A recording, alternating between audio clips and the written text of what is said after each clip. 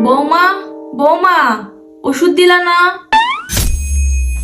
ওষুধ তো এখানেই আছে, একদিন নিয়ে খাইতে পারেন না? দেখতেছেন তো আমি কাজ করতেছি।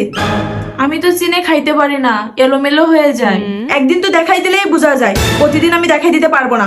সংসারে আমার অনেক কাজ আছে, আপনার পিছনে পড়ে থাকলে তো হবে না। বৌমা, দুপুরে যে তরকারি দিয়ে খাইছিলাম না, ওটা আমি রাতে খাবো না। আমার জন্য অন্য কিছু রান্না করো তো। এখন আর রান্নাঘরে যেতে পারবো না, যেটা আছে ওইটা দিয়ে আজকে খান। আচ্ছা বৌমা, তুমি আমার সাথে সবসময় এমন ব্যবহার করো কেন? আমাকে কি মার মতন দেখতে পারো না? কেমন ব্যবহার করি আমি আপনার সাথে? আর আমি আপনাকে মার মতন কিভাবে দেখবো? আপনি কি আমাকে মেয়ের মতন দেখেন? আপনার বাড়িতে আসার পর থেকে কি কখনো আমার সাথে ভালো ব্যবহার করছেন? সবসময় তো দাসীর মতন আচরণ করছেন আমার সাথে। উঠতে বসতে আমার ভুল ধরতেন। আমি খাইতে গেলে সমস্যা, আমি বসতে গেলে সমস্যা, আমি শুইতে গেলে সমস্যা, আমার রান্নায় সমস্যা, আমি বাইরে গেলে সমস্যা, আমি বাপের বাড়ি গেলেও সমস্যা। সবকিছুতে তখন আপনার সমস্যা ছিল।